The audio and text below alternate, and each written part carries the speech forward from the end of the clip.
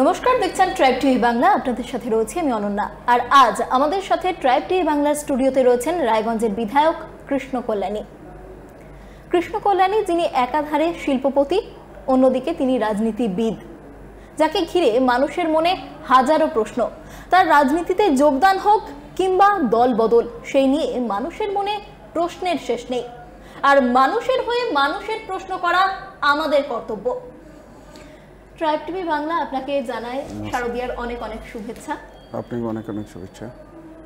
এবারের পুজো গতবারের পুজোর থেকে বা অন্যান্য বছরের পুজোর থেকে কোথাও গিয়ে একটু হলেও আলাদা, কারণ এই উৎসবের মধ্যে মিশে রয়েছে আরজিকর কাণ্ডের প্রতিবাদের সুর, তেমনি বন্যা দুর্গতদের যে দীর্ঘশ্বাস, সেই দীর্ঘশ্বাস মিশে রয়েছে এই পুজোয়। আপনি ঠিক কিভাবে এবারের পুজোটাকে দেখছেন? দেখুন, দুর্গাপুজো হচ্ছে বাঙালিদের শ্রেষ্ঠ উৎসব। আর নিশ্চিত আরজিকর ঘটনাকে নিয়ে আমাদের মনে দুঃখ বেদনা রয়েছে। হ্যাঁ, তার পাশাপাশি মায়ের আগমনের একটা উৎসবেরও ভাব রয়েছে। তো আজকে ন্যায় বিচার ব্যবস্থা রয়েছে। আরজিকরের কাণ্ডকে আমরা তীব্র প্রতিবাদ করি, নিন্দা করি। হ্যাঁ, আর যাতে পীড়িত মহিলার প্রতি জাস্টিস হয়, যারা অপরাধী আছে, হ্যাঁ, আমাদের মানবিক মুখ্যমন্ত্রী তার জন্য ফাঁসি চেয়েছেন। হ্যাঁ, আমরাও চাই যে সিবিআই এর তদন্তে রয়েছে, তদন্তটা খুব শীঘ্রই যাতে হিয়ারিং হয়ে অপরাধীরা যারা আছেন তাদের যাতে ফাঁসি হয়, এটা আমি দাবি করতেছি। পাশাপাশি রায়গঞ্জ বিধানসভার সংলগ্ন এরিয়ায় কিছু কিছু বন্যা পরিস্থিতি হয়েছে। হ্যাঁ, তো আমরাও সেটা, আমিও নিজের অঞ্চলে বন্যার পরিস্থিতি দেখতে গিয়েছিলাম, কিন্তু এখন জল অনেকটাই নেমেছে। আমাদের যারা বন্যার কবলে যেসব গ্রামগুলো রয়েছে, হ্যাঁ, তাদের সাথে আমরা যোগাযোগে রয়েছি। হ্যাঁ, আমাদের কাছে পর্যাপ্ত পরিমাণের ত্রাণ সামগ্রী রয়েছে। হ্যাঁ, আমরা এলাকা আইডেন্টিফাই করে সেখানে ত্রাণ সামগ্রী পৌঁছে দিচ্ছি। আর তাদেরকেও এটা বলছি যে এখন উৎসবের আছে, আর মায়ের আশীর্বাদে জলটাও অনেক নেমে গেছে। হ্যাঁ, তারাও উৎসবে সামিল হতে পারছে। হ্যাঁ, এটাই আমাদের কাছে তৃপ্তিদায়ক। দেবীপক্ষ শুরু হয়ে গেছে, কিন্তু আরজিকরের ঘটনার পরেও আমরা দেখতে পাচ্ছি কুলতলির ঘটনা, আজকে পটাশপুরের ঘটনা, এবং বিভিন্ন জায়গা থেকে ধর্ষণের ঘটনা উঠে আসছে। দেবীপক্ষে দেবীরা বারবার ধর্ষিতা হচ্ছেন। এই দায় কি সমাজের নাকি রাজ্য সরকারের? আর এই যে ঘটনা বারবার ঘটছে, এই ঘটনা যাতে না ঘটে তার জন্য ঠিক কী পদক্ষেপ নেওয়া যেতে পারে বলে আপনি মনে করছেন? দেখুন, কোনো একটি ঘটনা যেটা ঘটে, হ্যাঁ, তার মধ্যে কোনো সরকারের কোনো হাত থাকে না। হ্যাঁ, ভাবে নেন এটা হচ্ছে যারা এই ধরনের ঘটনা ঘটায়, আমি মনে করি তাদের হয়তো মস্তিষ্ক স্বাভাবিক থাকে না, হয়তো ব্যতিক্রম হয়ে, কিংবা আমার মনে হয় সামহাও তারা সুস্থ নয়। হ্যাঁ, কারণ আজকে ভাবে নেন যে আরজিকরের ঘটনা নিয়ে এমন প্রতিবাদ হচ্ছে, হ্যাঁ, আর তারপর আবার যদি আবার যদি এই ধরনের ঘটনা যদি ঘটে, হ্যাঁ, কিংবা যারা ঘটিয়েছে, আমার মনে হয় না তারা সুস্থ অবস্থায় তারা এমনটা করতে পারে। তো এর মধ্যে সরকার খুব মানে তৎপরতার সহিত, আমরা যেমন এখন দুর্গাপুজো আসছে, যাতে খুব শান্তি শৃঙ্খলতাভাবে হয়, তার সাথে আমরা প্রশাসনের সাথেও মিটিং করছি। আজকে ভাবে নেন আমরা প্রশাসনের তরফ থেকে রায়গঞ্জ বিধানসভায় পিঙ্ক ভিকেল বার করা হয়েছে, যেখানে টোটালি নজরদারি থাকবে। ওই গাড়ির মধ্যে সিসিটিভি ক্যামেরা রয়েছে। হ্যাঁ, 4 জন মহিলা স্কট রয়েছে, ইভেন গাড়ি চালকও মহিলা রয়েছে। তাহলে মহিলাদের সুরক্ষতার জন্য, হ্যাঁ, সরকার খুব তৎপরতায় কাজ করছে। হ্যাঁ, আর এই ধরনের ঘটনা কোনো ব্যক্তি ঘটিয়ে থাকে, কিন্তু সরকার এটা নিয়ে আমাদের আরও অ্যাওয়ারনেস, মানে লোককে জাগরুক করতে হবে। আমাদেরকে ভাবে না ছোট ছোট অ্যাওয়ারনেস আমরা যদি ওয়ার্কশপ করি, আর আগামী দিনে গ্রামগঞ্জে, হ্যাঁ, যে আমরা সবাই যদি বার্তা দিই যে নারীদের সম্মান আমাদের সমাজে একান্ত প্রয়োজনীয়, আর আজকে এই ব্যাপারগুলো আমরা বার্তা নিয়ে যাব। আর আশা করি পশ্চিমবঙ্গে এই ধরনের ঘটনা বিগত দিনে হয়তো অনেকটা কমে যাবে। আমরা চেষ্টা করব যাতে এই ধরনের ঘটনা না ঘটে। বন্যা পরিস্থিতি নিয়ে মুখ্যমন্ত্রী বলেছেন যে এই বন্যা ম্যান মেড, কিন্তু আমাদের প্রশ্ন হচ্ছে যে রাজ্য সরকার আর কেন্দ্রীয় সরকার কেন নিজেদের মধ্যে একটা সমঝোতায় এসে এই ম্যানমেড বন্যাটাকে আটকাতে পারছে না? কারণ যতবার বন্যা হয় ততবার মুখ্যমন্ত্রীর মুখে শোনা যায় যে ডিভিসি থেকে জল ছাড়া হয়েছে এবং রাজ্য সরকার জানতো না। এটার কি ব্যাখ্যা? না, এটা দেখুন, এটা আমি একটা বলবো, কেন্দ্র সরকার রাজ্য সরকারের মধ্যে একটা সমন্বয় থাকা উচিত। এই ধরনের পরিস্থিতিতে নিশ্চিত একটা আলাপ আলোচনার মাধ্যমে কিংবা একটা ইনফরমেশন দিয়ে কাজ করা উচিত। তাহলে আজকে রাজ্য সরকারও মানে আমরা যদি আগে থেকে যদি জানতাম যে জল ছাড়া হবে, তাহলে আমরা সেই হিসাবে প্রোটেকশনটা দিতে পারতাম। কিন্তু হঠাৎ করে জল ছেড়ে দেওয়া হচ্ছে, আর সেখানে আমরা দেখতেছি যে গ্রামগঞ্জ ডুবে যাচ্ছে, ফসল নষ্ট হয়ে যাচ্ছে। তো এই ব্যাপারগুলো আগে থেকে যদি অবগত হতো, তাহলে আজকে যে সব গ্রামে জল ঢুকছে কিংবা ঢুকার সম্ভাবনা দেখা দিত, তাহলে আমরা সেখান থেকে আমরা মানুষজনকে নিরাপদ স্থলে আমরা পৌঁছে দিতে পারতাম। তো কিন্তু এটা কেন্দ্র সরকারকে সবসময় আমি বলবো যে রাজ্য সরকারের সাথে সমন্বয় রেখে কাজ করা উচিত। একেবারেই আমরা অনেকটাই গম্ভীর বিষয়ে আলোচনা করলাম। এবার আমরা একটু আমাদের যে হালকা ধরনের যে প্রশ্নগুলো রয়েছে আপনার জন্য সেগুলো এক এক করে করব। যে সাবেকি পুজো নাকি থিম পুজো, কোনটা বেশি পছন্দের? দেখুন, থিম পূজায় কি হয়, একটা ভাবে নেন আমরা যখন পুজো দেখতে যাই আর কোনো একটা ভাবে নেন থিম বেসিসের যেটা পূজা আছে, তাহলে তখন আমরা সেটাকে জাস্টিফাইড করি যে এই থিমের সাথে সত্যি কি এটা ম্যাচ হয়েছে, আর সেটা একটু দেখাটা একটু ইন্টারেস্টিং মনে হয়। সাবেকি পুজো যেটা আগে হতো যে একেবারে একচালার ঠাকুর, সেখানে গ্রামের সবাই জমায়েত হচ্ছে, গল্প গুজব হচ্ছে, আড্ডা হচ্ছে, আজকালকার থিম পুজোয় কোথাও গিয়ে মনে হয় না যে সেই পুজোর একাত্মতা সেটা অনেকটা কমে গেছে? না, দেখুন, এখন থিম পূজা নিয়ে মানে পুজোর আনন্দটা আলাদা হয়ে যায়, এটা আমি মনে করি না। থিম পুজো মানে একটা পুজোটাকে কি হিসাবে আমরা অর্গানাইজ করছি, কি হিসাবে পুজোর প্যান্ডেলের ভিউ হবে সেটা আমরা করতেছি, কিন্তু আমাদের মনের যেটা অন্তরের যেটা উৎসবের মেজাজ থাকে সেটা থিম পূজা কিংবা আদি পূজার মধ্যে কোনো ফারাক হয় না। যেটা আনন্দ, আর আমরা যেটা পুজোর সময় যেটা করি, আমরা এটা চিন্তা করি না যে থিম পূজায় আমাদের আনন্দ অন্যরকম হবে কিংবা আদি পূজায় আমাদের আনন্দ অন্যরকম হবে। আনন্দের ক্ষেত্রে ভিন্নতা হয় না, পূজা দেখানোর ক্ষেত্রে ভিন্নতা হতে পারে। একেবারেই পুজোর কোনো ভিন্নতা হয় না, পুজোর যে আনন্দ সেই আনন্দটা কিন্তু একই থাকে। আচ্ছা, পুজোর সময় সকল বাঙালি, সকল সাধারণ মানুষ তারা নিজেদের জন্য আলাদা করে শপিং করে, যে পুজোয় নতুন জামা পরবো, পুজোর জন্য একটা বিশেষ জামা কেনা উৎসব রীতি রয়েছে। আপনিও কি তেমন পুজোর জন্য আলাদাভাবে কোনো শপিং করেন? না, পুজোর জন্য আলাদাভাবে ওই হিসাবে শপিং হয়নি। কিন্তু কিছু আত্মীয় স্বজন আছে, তারা পুজোর সময় গিফট পাঠায়, জামা কাপড় নতুন দেয়, বন্ধুবান্ধব রয়েছে। তো এখন সেখান থেকেই আমরা পরিধান করবো। এমনি পুজো নিয়ে অ্যাকচুয়ালি কি পুজোর অনেক আগের থেকে আমাদের অ্যাক্টিভিটি চালু হয়ে যায়, তো বিভিন্ন প্রশাসনিক মিটিং, তারপর হচ্ছে যেমন সিএম ম্যাডাম মহালয়ের দিন থেকে ভার্চুয়ালি ওপেনিং করেন, তো প্রত্যেকটা প্রোগ্রামে অনুষ্ঠানে আমাদের থাকতে হয়। আগামী দিনে যাতে পুজো শান্তি সুশৃঙ্খলভাবে হয় সেটার জন্য প্রশাসনিক মিটিংও হয়, তারপর পূজার পর কার্নিভাল হবে। তো এই সবের মাঝখানে সময়টা শপিংয়ের জন্য পাওয়া যায়নি। তো নিশ্চিত শপিং করতে গেলে নিশ্চিত একটা উৎসবের ভাড়া লাগে। তো উৎসবে এবার আত্মীয় স্বজন বন্ধুবান্ধব যেটা গিফট করেছে সেটাই পরবো, আর শপিং হয়তো অন্য সময় করবো। আপনি মুখ্যমন্ত্রীর কথা যখন বললেন, আর একটা প্রশ্ন মাথায় আসছে। মুখ্যমন্ত্রী মমতা বন্দ্যোপাধ্যায় এই পুজো উপলক্ষে ক্লাবগুলিকে 85,000 টাকা করে অনুদান দিয়েছেন, কিন্তু অনেকেরই মত এবং বিরোধীদেরও এটাই মত যে জনকল্যাণমূলক প্রকল্প বা মানুষের জন্য যদি এই টাকা দিয়ে কিছু করা যেত তাহলে অনেকটাই ভালো হতো। এই বিষয়টাকে আপনি কিভাবে দেখেন? মানুষের জন্য আমাদের মামাটি মানুষের সরকার, আমাদের মানবিক মুখ্যমন্ত্রী 74টা প্রকল্প সাধারণ জনগণকে উপহার দিয়েছে, যেটাতে সরাসরি সাধারণ জনগণ উপকৃত হচ্ছে। আর থাকলেও ব্যাপার হচ্ছে পুজোর অনুদানের কথা, তাহলে বিরোধীরা শুধু বলে, তাহলে তারা কেন অনুদান নিচ্ছে? তারা তো ফিরে দেয় না।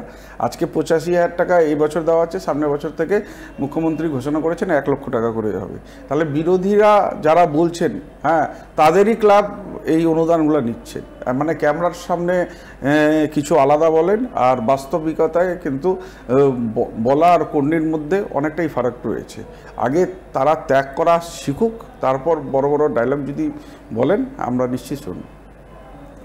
একেবারে আমরা অনেকক্ষণ পুজো নিয়ে কথা বললাম, এবার আপনি ব্যক্তিগত জীবনে রাজনীতিটা ঠিক কিভাবে দেখেন সেই নিয়ে কথা বলবো। আপনাকে উত্তরবঙ্গের মানুষ তথা রায়গঞ্জের মানুষ সুপ্রতিষ্ঠিত শিল্পপতি হিসাবে আপনি সুপরিচিত ছিলেন। সেখানে দাঁড়িয়ে এখনকার রাজনীতিতে যেটা দেখা যায়, আদর্শ কম, কাদা ছোড়াছুড়ি বেশি। তারপরেও আপনি রাজনীতিতে আসার রিস্কটা কেন নিলেন? না দেখুন, আমি কোভিডের সময় অনেক সোশ্যাল অ্যাক্টিভিটি করেছিলাম, আর আমাকে মনে হয়েছিল যে হিসাবে সাধারণ মানুষের দুঃখ কষ্ট বেদনা যা ছিল সেটা একা কৃষ্ণ কল্যাণীর পক্ষে সম্ভব ছিল না। হ্যাঁ, সেই দুঃখ কষ্ট মেটানো। তো সামহাও আমার মাথায় চিন্তাধারা আছে, যদি আমি ভাবেন যদি পলিটিক্সে আসি, জনপ্রতিনিধি যদি হই, তাহলে হয়তো আমি ভালো পরিষেবা দিতে পারবো। তো সেই মানসিকতা নিয়েই আমি পলিটিক্সে এসেছিলাম। আর আমি 2021-এ মানে রাজনীতিতে আসি জানুয়ারি 24 তারিখে, আর তার 3 মাসের মধ্যেই আমি জনপ্রতিনিধি হয়ে যাই। আমি এমএলএতে দাঁড়িয়েছিলাম, আমি রায়গঞ্জের বিধায়ক হয়েছিলাম। তো তারপর বিধায়ক হওয়ার পর তো একটা বিধায়কের নৈতিক দায়িত্ব, নৈতিক কর্তব্য, তো সেই নৈতিক দায়িত্ব আর সেই কর্তব্যটাকে নিয়ে আমি মানুষকে পরিষেবা দিচ্ছি। তো হয়তো রাজনীতির জন্য যে একটা লম্বা স্প্যান থাকে, যে আমি ছাত্র রাজনীতি করলাম কিংবা তারপর আমি যুব রাজনীতি করলাম, তারপর করে আমি জনপ্রতিনিধি হলাম, তো আমার ক্ষেত্রে সেই জিনিসটা মানে রাজনীতি করাটা দীর্ঘমেয়াদী হয়নি, তার কিছুদিনের মধ্যে আমি জনপ্রতিনিধি হয়ে গেছিলাম। তো সেই জন্য একটা রেসপন্সিবিলিটি রয়েছে। হ্যাঁ, সেই রেসপন্সিবিলিটি নিয়ে যতখানি পারছি মানুষকে পরিষেবা দিচ্ছি। 2017 সালে রায়গঞ্জে যে বন্যা হয়েছিল, তখন আপনার সংস্থা বহু মানুষকে সাহায্য করেছিল, কিন্তু আড়ালে থেকে, একেবারে প্রকাশ্যে নয়। কিন্তু 2020-তে যখন অতিমারির সময় দেখা গেল, তখন আপনি একবারে প্রকাশ্যে থেকে জনগণকে পরিষেবা দিয়েছেন। অনেকেই মনে করেন যে সেটা 2021-এ টিকিট পাওয়ার জন্য, সেটা কি ঠিক? না না, প্রকাশ্যে দেখুন, প্রকাশ্যে 2020-তে যেটা মহামারী করোনা আসছিল, সেটা মানে সেই মহামারীতে সবাইকে সোশ্যাল ডিস্টেন্স রাখতেন সবাই। আর আমি পরিষেবা দিতে গেলে সোশ্যাল ডিস্টেন্স রাখলে তো আর পরিষেবা দেওয়া যাবে না। হ্যাঁ, তো আমি সোশ্যাল রিলেশন রেখে পরিষেবা দিয়েছিলাম। সেই জন্য যেখানে ডিস্টেন্স মানে লোকে আড়ালে লুকিয়ে গেছেন, আমাকে হয়তো লোকে দেখেছেন, সেই জন্য হয়তো 2017 আর 2021-এর মধ্যে 20-র মধ্যে এই ফারাকটা অবশ্যই ছিল। তবে পর্দার আড়াল হোক আর পর্দার সামনে হোক, হ্যাঁ, আপনি কি করছেন, কোন কাজটা করছেন, কি উদ্দেশ্য নিয়ে করছেন, সেটা বড় কথা। আপনি পর্দার আড়ালে করছেন না পর্দার সামনে করছেন, সেটা বড় কথা না, কর্মটাই বড় কথা। কিন্তু আরও একটা কথা আপনাকে নিয়ে প্রচলিত রয়েছে যে 2020-তে আপনি মুখ্যমন্ত্রীর যে ত্রাণ তহবিল ছিল করোনার জন্য, সেখানে 25 লক্ষ টাকা অনুদান দিয়েছিলেন, সেটা টিকিট পাওয়ার আশায়, এবং যখন আপনি দেখলেন যে আপনি টিকিট হয়তো পাবেন না, তখন আপনি টিকিটের জন্যই আবার বিজেপিতে যোগ দিয়েছিলেন। এটা কিন্তু নিন্দুকেরা বলে থাকে। না না, নিন্দুক না। প্রথম কথা হচ্ছে টিকিট তৃণমূল থেকে আমি পাবো না কিংবা ভাবে না আমার টিকিট হবে না, এই চিন্তাধারা আমার মাথার মধ্যে ছিল না। হ্যাঁ, তো তবে এটা ছিল যে বিজেপি থেকে আমাকে অ্যাপ্রোচ করা হয়েছিল, হ্যাঁ, তারা আমাকে মানে দাঁড়াতে চেয়েছিলেন রায়গঞ্জ থেকে, যাতে আমি দাঁড়াই, আমি সেটাকে অ্যাকসেপ্ট করেছিলাম। একেবারে। তারপর আপনি বলেছিলেন বিজেপিতে যোগ দিয়ে যে আমি কোনো কিছু পাওয়ার আশায় রাজনীতিটা করি না, কিন্তু তারপর দেখা গেল যে আপনি তৃণমূলে ফেরার পরেও বিধায়ক পদ ছাড়েননি এবং পিএসসির যে পদ ছিল সেই পদেও আপনি ছিলেন, যেটা বিরোধী দলনেতার থাকার কথা। সেক্ষেত্রে স্বচ্ছতাটা কি বজায় থাকলো? না, দেখুন, আমি কিছু পাওয়ার জন্য রাজনীতিতে আসেনি, এটা ঠিক, ওই কথায় আমি এখনও কায়েম আছি। কিন্তু আমি কিছু পাওয়ার জন্য আসেনি, কিন্তু কিছু পরিষেবা দেওয়ার জন্য অবশ্যই এসেছিলাম। তো আজকে বিজেপিতে থেকে আমি পরিষেবা দিতে পারছিলাম না, বিজেপির সাথে আমার আইডিওলজি ম্যাচ করছিল না, সেই জন্য আমি হয়তো দল বদল করেছিলাম। কিন্তু আমি বিজেপিকেও অনেক সময় দিয়েছিলাম। আমি প্রথম 1 সেপ্টেম্বরে কর্মসূচি থেকে আলাদা হই, তারপর 1 মাস তারা সময় নিয়েছিলেন। 1 অক্টোবর আমি বিজেপি দল ত্যাগ করি, তারপর আমি 27 অক্টোবর তৃণমূল কংগ্রেস জয়েন করি। আর আমি 1 অক্টোবর যখন বিজেপি ছেড়েছিলাম, তখনই অ্যান্টি ডিফেকশনের কেস করেছিলেন শুভেন্দু অধিকারী। তখন তো আমি ভাবেন অন্য দল জয়েন করিনি। তো এখন যদি কোনো জিনিস, হ্যাঁ, ন্যায় বিচারের অধীনে যদি থাকে, তাহলে ন্যায় বিচারই হোক। আমি সেটাই দেখছিলাম যে ন্যায় বিচার ব্যবস্থা কি বলছে। কেননা আমি যখন আমার এগেনস্টে যখন অ্যান্টি ডিফেকশনের কেসটা করলেন, তখন তো আমি অন্য কোনো দল করিনি, আমি তো শুধু বিজেপি ছেড়েছিলাম, কিন্তু আমি তো বিধায়ক ছিলামই। কিন্তু তারা অ্যান্টি ডিফেকশনের কেস করেছিল সেই সময়। তো এখন কেস করেছে, তার জন্য ন্যায় বিচার ব্যবস্থা আছে, আমি ন্যায় বিচার ব্যবস্থাকে সুযোগ দিয়েছিলাম। আপনি বললেন যে আপনি বিজেপিতে থেকে পরিষেবা দিতে পারছিলেন না সাধারণ মানুষকে, বা আপনার কাজ করার ক্ষেত্রে বাধা আসছিল। আপনি এখন যে দলে রয়েছেন তৃণমূল কংগ্রেস, সেখানেও কি আপনি একই রকম বাধার সম্মুখীন হচ্ছেন? না না, কোনো বাধার সম্মুখীন না। আজকে আমি আমার রায়গঞ্জ বিধানসভায় এই 3.5 বছরে 250 কোটি টাকার মতো আমি উন্নয়নমূলক কাজ করতে পেরেছি। এটা আমাদের নিশ্চিত মানবিক মুখ্যমন্ত্রী মমতা বন্দ্যোপাধ্যায়ের সাহায্যার্থে উনি আমাকে সহযোগিতা করেছেন। কেননা রায়গঞ্জে 28 বছরে কোনোদিন শাসক দলের বিধায়ক রায়গঞ্জ থেকে নির্বাচিত হয়নি। তো আজকে ভাবে নেন, এই যে উপনির্বাচিত হলো, যেটা এখানে প্রথমবার কোনো শাসক দলের বিধায়ক 28 বছরের পর ভাবে নেন জিতেছেন। তো সেই জন্য এখানে আগে বিগত দিনগুলোয় সেই হিসাবে কোনো কাজ হয়নি। রাস্তাঘাটের অবস্থা বেহাল। আমরা দেখেছিলাম 2021-এর নির্বাচনের সময় যে রাস্তার দেওয়ালের গায়ে লেখা আছে নো রোড নো ভোট। তারপর বহুত আন্দোলন, হ্যাঁ, হয়েছে, পথ অবরোধ হয়েছে রাস্তাঘাটের জন্য। সেই জিনিসগুলো, হ্যাঁ, আজকে আপনি আমার বিধানসভায় ঘুরে বেড়ান, আপনি কোথাও কোনো দেওয়ালে লেখা পাবেন না যে নো রোড নো ভোট। আজকে 90% বেশি রাস্তাঘাটের কাজ আমরা করতে সক্ষম হয়েছি। আপনি বলছেন যে কোনো বাধার সম্মুখীন হননি, কিন্তু তারপরেও আপনি বারবার দল ছাড়ার কথা বলেন। কিছুদিন আগে একটা পোস্টও করেছিলেন যে পরিস্থিতি যদি না বদলায় তাহলে আমি দল ছাড়তে বাধ্য হব। না না, দল ছাড়তে বাধ্য হব না, এই কথা কোনোদিন বলিনি।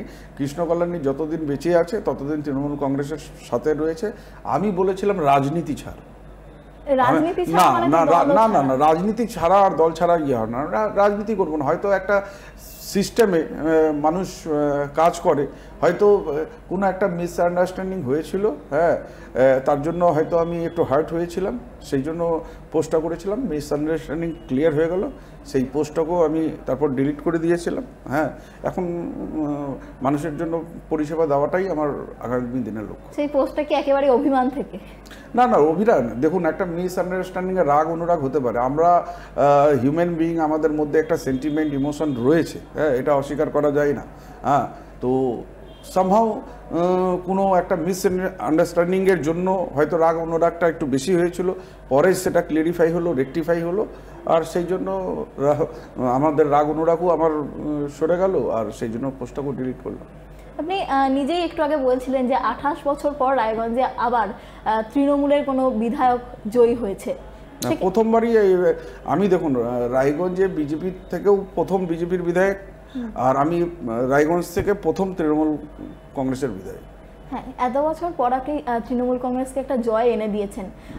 সেই গুরুত্বটা কি দল আপনাকে দিচ্ছে? কারণ অনেকেরই কিন্তু আশা ছিল যে আপনি একটা মন্ত্রিত্ব পেতে চলেছেন। দেখুন, আমি কি পেতে চলেছি না পেতে চলেছি, দেখুন আমি অ্যাস্ট্রোলজার নই, হ্যাঁ, কিন্তু আমি বিশ্বাস করি আমি কি পেয়েছি, আর যেটা আমি পেয়েছি সেটা থেকে আমাকে বেস্ট ডেলিভার করতে হবে।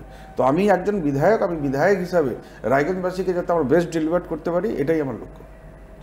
আপনি এই ভোটে জেতার পর আমরা দেখেছি যে আপনি অনেক প্রতিশ্রুতি দিয়েছিলেন, লোকসভা ভোটের আগেও দিয়েছিলেন এবং বিধানসভা ভোটের আগেও দিয়েছিলেন। সেই প্রতিশ্রুতিগুলো কতটা পূরণ করতে পেরেছেন বলে মনে করছেন? না, সেই প্রতিশ্রুতি যেগুলো দিয়েছি, আমার একটাই প্রতিশ্রুতি ছিল রায়গঞ্জের যাতে সার্বিক উন্নয়ন, ডেভেলপমেন্ট হোক, আর সেই লক্ষ্যে আমরা এগিয়ে যাচ্ছি।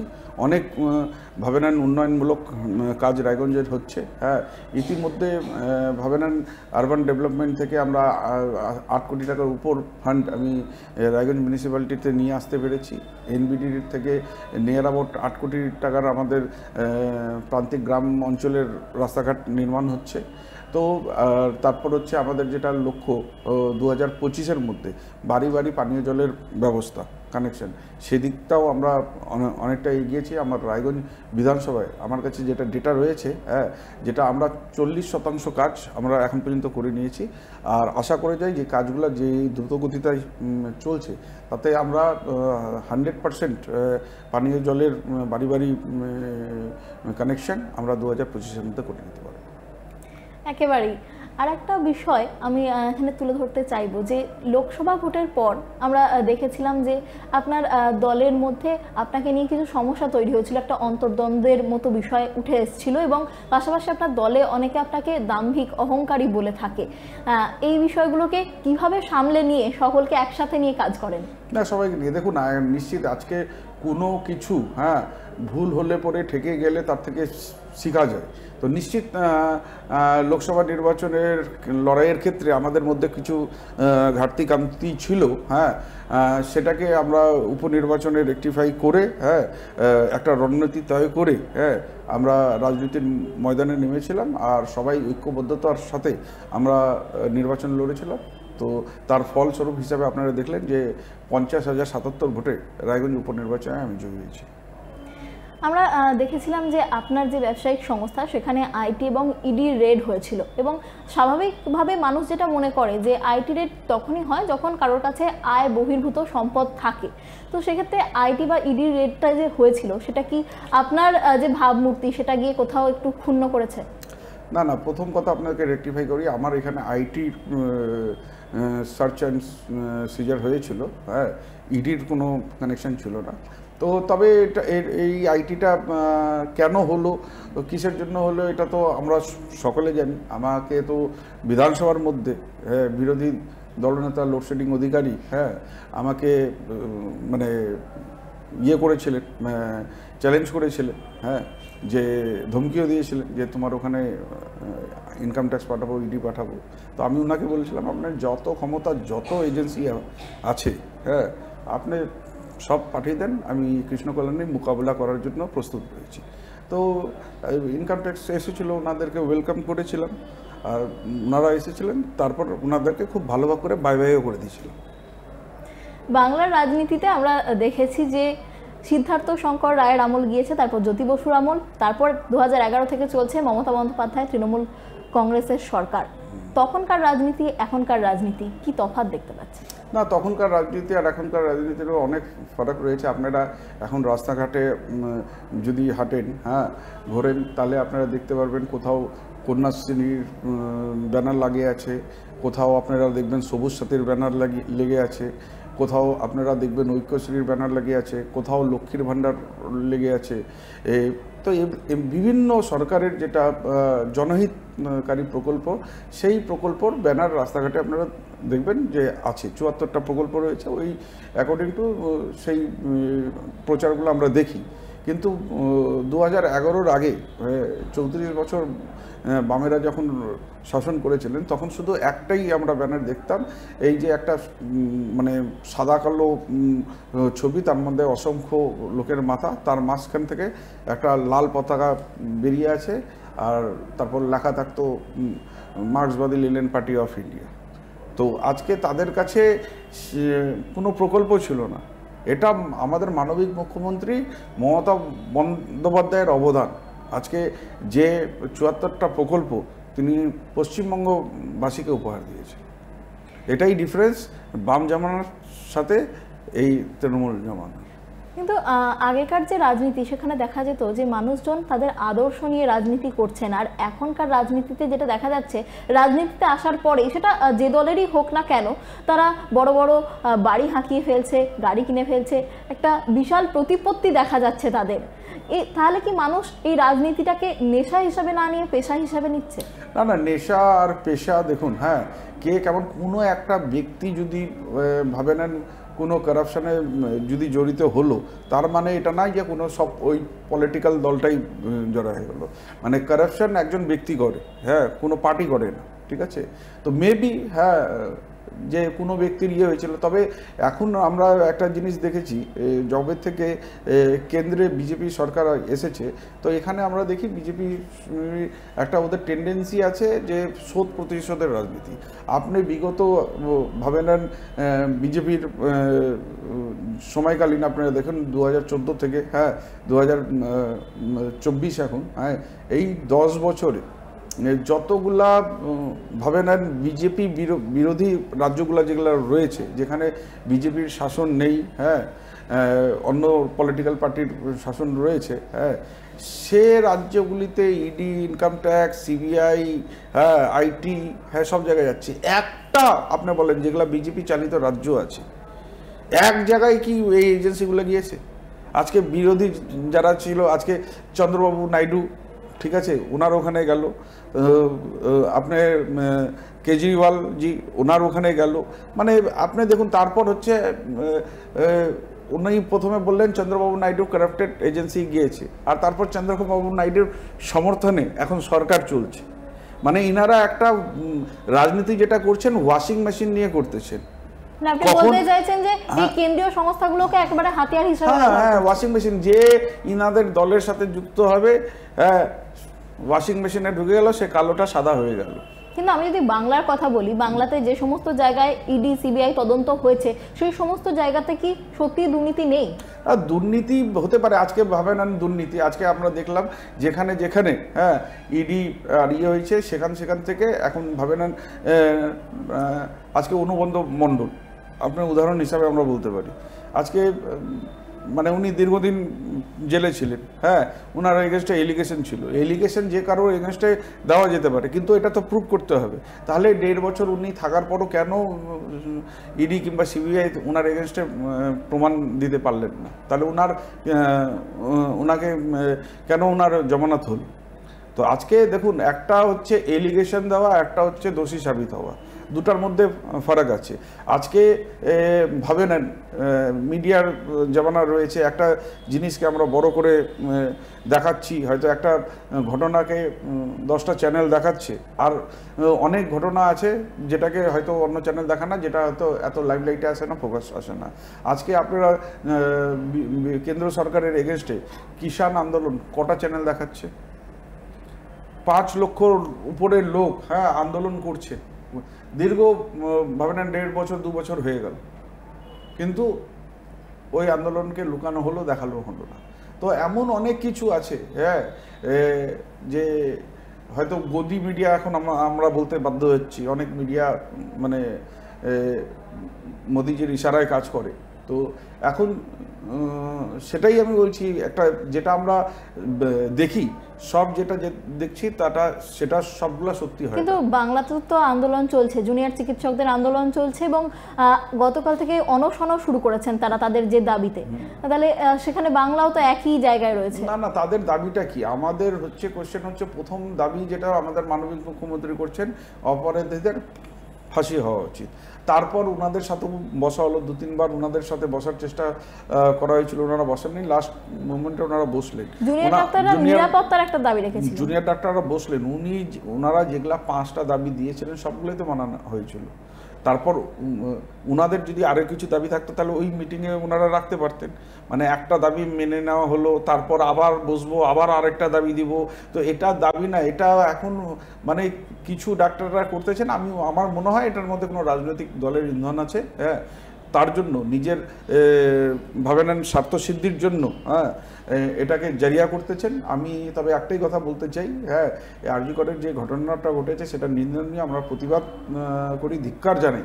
কিন্তু তার পাশাপাশি একটা জিনিসও হচ্ছেন, যারা জুনিয়র ডাক্তার রয়েছেন কিংবা চিকিৎসা ব্যবস্থায় যারা মানুষকে পরিষেবা দেন, আমরা এই একটাই কথা বলবো, আপনারা নিজেদের দায়িত্বটা পালন করবেন। হ্যাঁ, আপনারা কারো কোনো রাজনৈতিক দলের দ্বারা পরিচালিত হবেন না, হ্যাঁ, আপনারা বিভ্রান্ত হবেন না।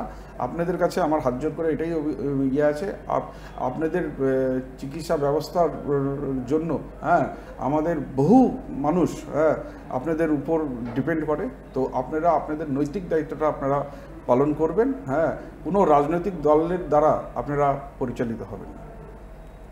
বেশ, আপনারা সবসময় বলেন, অর্থাৎ তৃণমূল কংগ্রেসের যারা নেতা নেতৃত্বরা রয়েছেন, যে তারা কেন্দ্রীয় বঞ্চনার শিকার, কেন্দ্র তাদেরকে টাকা দিচ্ছে না বিভিন্ন প্রকল্পে, কিন্তু পুজোর মুখে রায়গঞ্জ একটা দিল্লিগামী ট্রেন পেল, এটা কিভাবে দেখছেন? না, এটা দিল্লিগামী, এটা ভাবে নেন, আমার মনে হয় এটা প্রাপ্তি না, এটা ঘাটতি। কেননা রায়গঞ্জে দিল্লির ট্রেন ছিল আগামী বিগত কয়েকদিন বছর আগে, 2000 কোভিডের পর বন্ধ হয়ে গেছিলো। তার আগে যেটা ট্রেনটা ছিল আনন্দ বিহার এক্সপ্রেস, সেটা সপ্তাহে 7 দিনই চলতো। আর সেখানে সেটাকে এখন সপ্তাহে 1 দিন করে দেওয়া হলো। আজকে যেখানে আমাদের কেন্দ্র সরকার বলছে যে ভারতীয় রেলওয়েতে অগ্রগতি এসেছে, সেখানে আমরা দেখলাম রায়গঞ্জে এই ট্রেনটা যেটা দিয়েছেন, আগে যেটা দিল্লি পৌঁছাতে 24 ঘন্টা লাগতো, আর এখন সেটা 31 ঘন্টা লাগবে। তো অগ্রগতি, এটাকে আমরা অগ্রগতি বলবো না, এটাকে যে পরিষেবাটা মানুষ 7 দিন পেতেন সেটা আরো কমিয়ে দেওয়া, হ্যাঁ, 1 দিন করে দেওয়া হয়েছে। আর ট্রেনের টাইমিংটাও যেটা 24 ঘন্টায় পৌঁছাতো, সেটা 31 ঘন্টা এখন লাগবে। তো এটা প্রাপ্তি না, এটা ঘাটতি। একেবারে অনুষ্ঠানের শেষ দিকে এসে পৌঁছেছি আমরা, আর শেষ দুটো প্রশ্ন করে শেষ করব। মহাভারতে কৃষ্ণকে আমরা দেখেছি, তিনি মানুষের সহায় হয়ে অন্যায়কে দমন করে ন্যায়ের শাসন প্রতিষ্ঠা করেছিলেন। আপনার নামের সাথে কাজের কতটা মিল আপনি রাখতে পেরেছেন বলে মনে করেন? না, দেখুন, আমার নামের সাথে আমার কাজের কতটা মিল আছে এটা আমার নিজের মুখ থেকে বলাটা শোভা পায় না। এটা জনগণ আছেন, হ্যাঁ, রায়গঞ্জ বিধানসভার আমার জনগণ আছেন, তারাই, তাদের উপরেই ছাড়লাম, তারাই এর উপরে সুবিচার করে নিজের নির্ণয়টা নেবে। কৃষ্ণই কি আপনার আরাধ্য দেবতা? হ্যাঁ, কৃষ্ণ, আমি সকালবেলা যেটা পুজো করি তার মধ্যে কৃষ্ণ ঠাকুরেরও পুজো করি। আমার বাড়িতে আমরা যেটা কৃষ্ণ ঠাকুরকে আমরা লালা বলে ডাকি, তো আমার বাড়িতে লালার মূর্তি রয়েছে। নিশ্চিত আমি একজন কৃষ্ণ পূজার বন্দনা করেই আমি প্রত্যেকদিন সকালবেলা নিজের পুজো সারি। পুজোর আগে বাংলার মানুষকে এবং রায়গঞ্জবাসীকে কি বার্তা দেবেন, পুজোর জন্য কি বার্তা দেবেন? না, এটাই আমি বলবো, দুর্গাপুজো বাঙালিদের শ্রেষ্ঠ উৎসব। আপনারা খুব আনন্দ সহকারে এই উৎসবটা পালন করুন, খুব ভালো করে আপনারা পুজোকে উপভোগ করুন। হ্যাঁ, আমি হৃদয়ের অন্তরস্থল থেকে আপনাদেরকে দুর্গাপুজোর আন্তরিক প্রীতি ও শুভেচ্ছা জানাচ্ছি। আর মায়ের কাছে আরাধনা করব আপনাদের সকলের জীবনে ঋদ্ধি সিদ্ধি সমৃদ্ধি এই মা প্রদান করুক। আপনারা সবাই ভালো থাকবেন, সুস্থ থাকবেন। অনেক ধন্যবাদ ট্রাইব টিভি বাংলাকে এতটা সময় দেওয়ার জন্য। আজকের মতো আমাদের অনুষ্ঠান এখানেই শেষ করছি। এরকম আরও অনেক অনুষ্ঠান দেখতে ট্রাইব টিভি বাংলায় অবশ্যই নজর রাখতে হবে।